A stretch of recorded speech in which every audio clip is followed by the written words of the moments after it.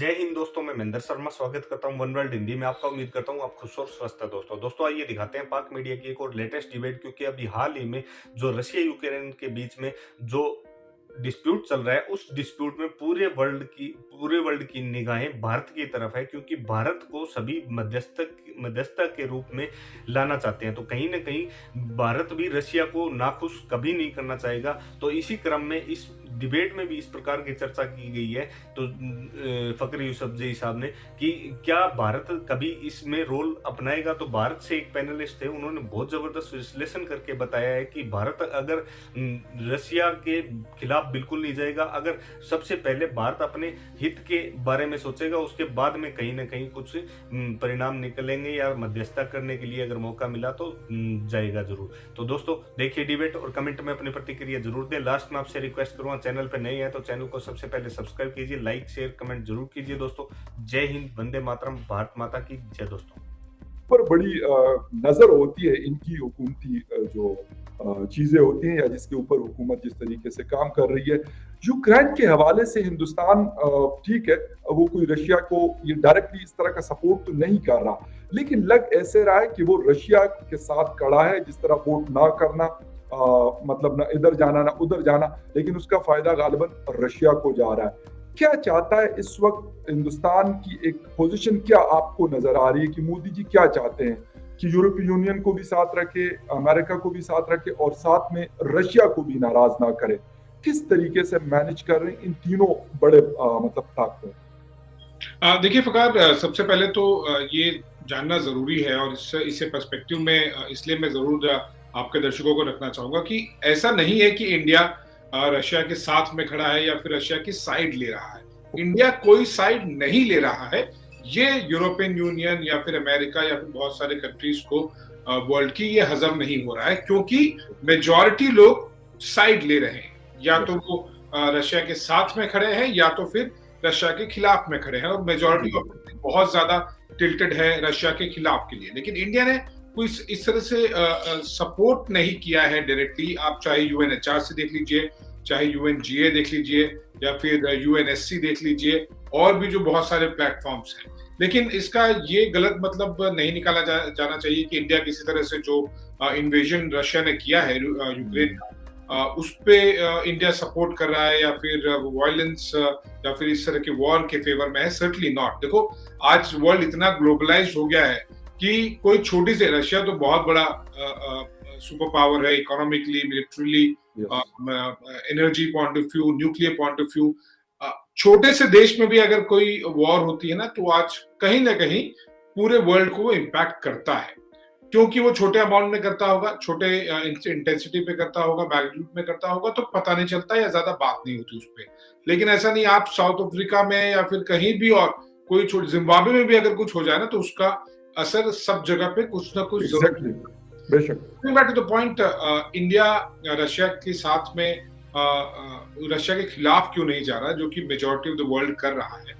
देखिए बहुत क्लियर है, वहां ये इंडिया की जो नॉन अलाइंड फॉरेन पॉलिसी है, जो मैं कई बार भी बता चुका हूं कि पहले से ही चली आ रही है। ऐसा नहीं कि कोई मोदी सरकार की है, वो ऑलमोस्ट इंडिपेंडेंस के समय से ही चलती आ रही है, और उसको लेके इंडिया की कंसिस्टेंसी भी रही है, क्लैरिटी भी रही है। हम अपने डिसीजन अपने फायदे के हिसाब से, अपनी जरूरतों के हिसाब से, हमारे देश के लिए, हमारे नागरिकों के लिए जो ठीक रहेगा वो लेंगे। किसी के प्रेशर में कभी भी नहीं काम करेंगे। पूरा वर्ल्ड एक तरफ जा रहा है, हम भी क्यों चले जाए। ऑल्सो देखिए एक डिबेट भी है वकार, क्योंकि ऐसा इजी है नहीं। रशिया को ऐसे पागलपन की तरफ घुस तो नहीं गया ना यूक्रेन में, उसका भी बहुत ज्यादा नुकसान हुआ है, चाहे वो रूबल का हो, एनर्जी का हो, इमेज का हो, इकोनॉमी हो, मिलिट्री हो, बहुत ज्यादा नुकसान हो रहा है। There is a reason behind it, there is a series of event history behind it, कि नाटो के एक्सपेंशन को लेकर। अब इंडिया नाटो का भी मेंबर नहीं है, कोई बोले कि नहीं आप क्यों नहीं है, नहीं बनना, जरूरत नहीं है, हम क्यों बने। आप मेजॉरिटी लोग बन रहे हैं, सो कॉल्ड डेवलप्ड कंट्रीज जो वेस्ट है वो बन रहे हैं, बने, हमें कुछ नहीं फर्क पड़ता। बिल्कुल, and that's exactly where thematic issue को ध्यान में रखे हुए, और जो सबसे इंपॉर्टेंट बात रही है, देखिए आज रशिया जिस स्टेज पर है, उस स्टेज पे अगर इंडियन गवर्नमेंट रशिया के साथ में खड़ी भी हो जाती ना, तो भी ये अतिशयोक्ति नहीं होती, तब भी ये ज्यादा नहीं होता, तब भी जस्टिफाइड होता। वो इसलिए क्योंकि इंडिया बहुत बुरे स्टेजेस में कई बार रह चुका है। जब पोखरण का न्यूक्लियर टेस्ट किया गया, मिलिट्री वाली कई सिचुएशंस आई हैं, बहुत सारी चीजें हम पब्लिक डोमेन में बात नहीं कर सकते। मुझे पता है रिसेंट अगर आप मिलिट्री कॉन्फ्रंटेशन होगा और क्योंकि आप पाकिस्तान से, तो मैं जरूर आपकी व्यूअर्स को बताना चाहूंगा, चाहे वो बालाकोट स्ट्राइक हो, चाहे वो सर्जिकल स्ट्राइक हो, चाहे वो गलवान का मिलिट्री टेंशन हो, यही पिछले 5-6 साल ये 3 बड़े मेजर मिलिट्री टेंशन थे इंडिया में। तीनों के तीनों समय Russia as a country, Putin as a president and Russian defence industry as an industry बहुत काम आई इंडिया के। और मैं आपको इम्प्रॉम्प्टू बता दूं कि इम्प्रॉम्प्टू ऐसे खरीदने वाली चीजों पर भी रशिया ने हमें सप्लाई किया। एज आई मेंशन, बहुत सारी चीजों के डिटेल में हम नहीं जा सकते, लेकिन ये थीमेटिक तौर पर, ये तो जो मैं एग्जांपल्स अभी पिछले 5-6 सालों के, इससे बड़ी बड़ी सिचुएशन में रशिया तो छोड़िए, यूएसएसआर के समय से, सोवियत यूनियन के समय से इंडिया के बहुत स्ट्रॉन्ग रिलेशन रहे। अगर आप करंट स्टेज में देखें, 2001 रफली 16-17 के आसपास में अगर आप देखेंगे तो लगभग 9-9.5 बिलियन यूएस डॉलर का इंडिया और रशिया का बायलैटरल ट्रेड था। अभी 2025 तक में उसे 30 बिलियन यूएस डॉलर्स पे जाने का टारगेट है, और वो शुरू हो रहा है।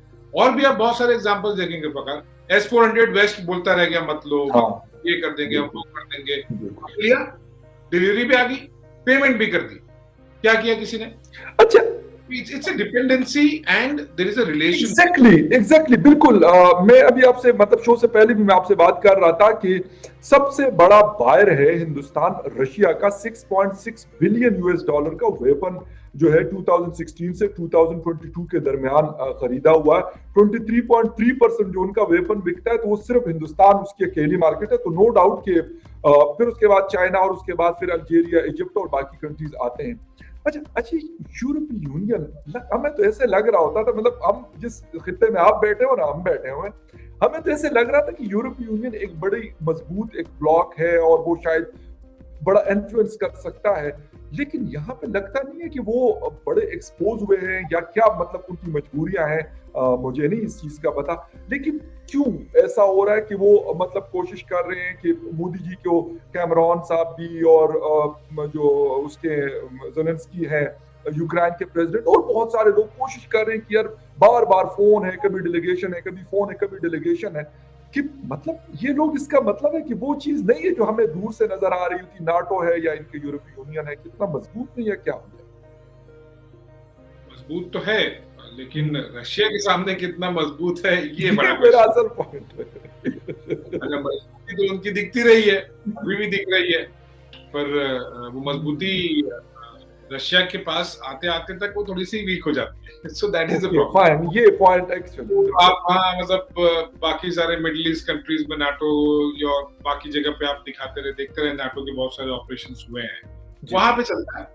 लेकिन जब आमना सामना रशिया से हो रहा है, तो फिर कितनी मजबूती है आप देख लीजिए। लेटेस्ट एग्जांपल आप देखिए, अभी 24 घंटे भी नहीं हुए, पोलैंड गवर्नमेंट ने ऑफिशियली प्रेस रिलीज के जरिए अनाउंस किया कि MiG-29 वो यूएस गवर्नमेंट को देंगे। यूएस गवर्नमेंट डिप्लॉय करेगा नाटो में, और फिर वो रशिया के साथ लड़ेंगे। क्यों कर रहा है पोलैंड? पोलैंड डायरेक्टली भी दे देगा कि ये ले ले भाई, बॉर्डर पे है ना, डायरेक्टली दे सकता है, बिल्कुल साथ ही है।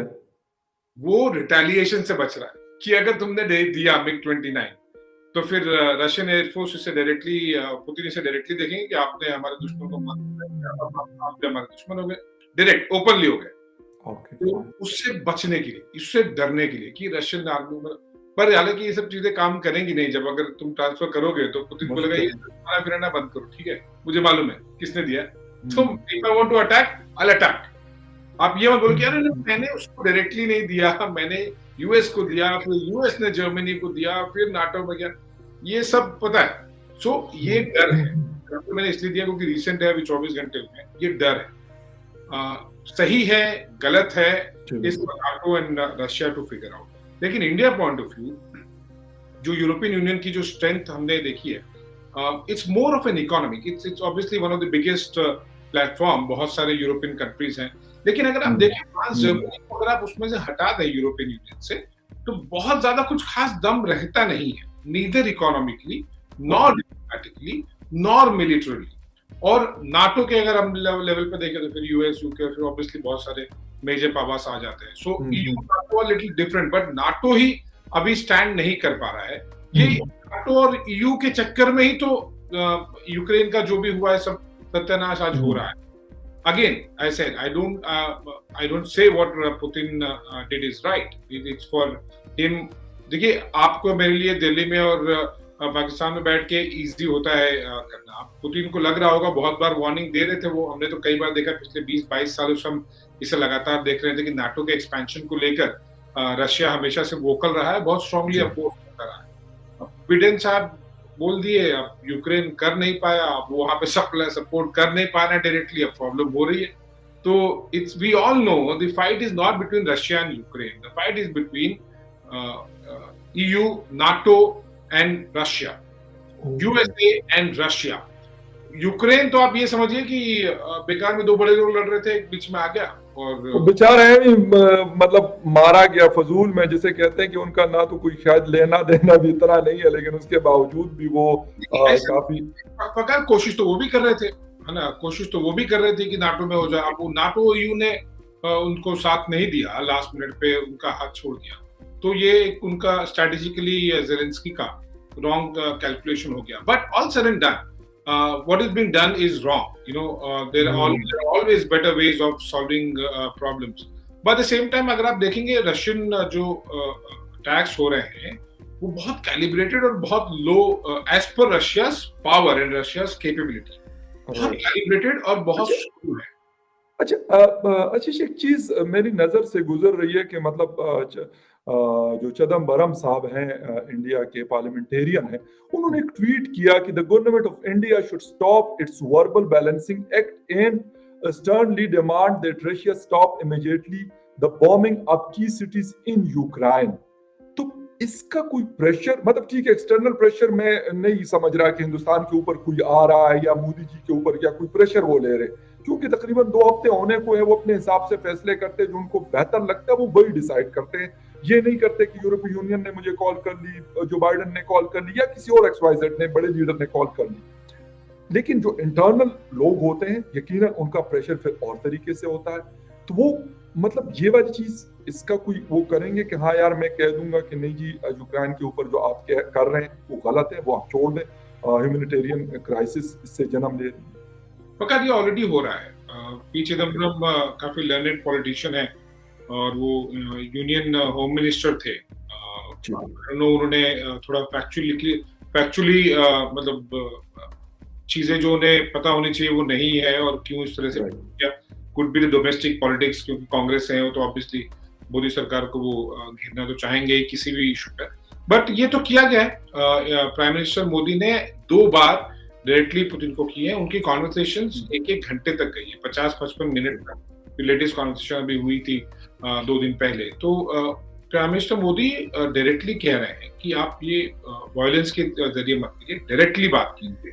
डेलीगेशन लेवल से भी नहीं हो रहा सॉर्ट आउट, तो आप डायरेक्टली बात कीजिए और don't go to the violent and the war way, तो ये प्राइम मिनिस्टर मोदी ने किया भी है। और प्राइम मिनिस्टर मोदी के इंटरवेंशन के बाद में हमने देखा था वो ह्यूमन का जो ह्यूमैनिटेरियन कॉरिडोर था वो खोला गया। इंडियन स्टूडेंट्स भी आए उसमें, पाकिस्तानी लड़के भी आपने देखे होंगे, नेपाली स्टूडेंट्स आए, बांग्लादेशी आए, ट्यूनीशियन लोग आ गए।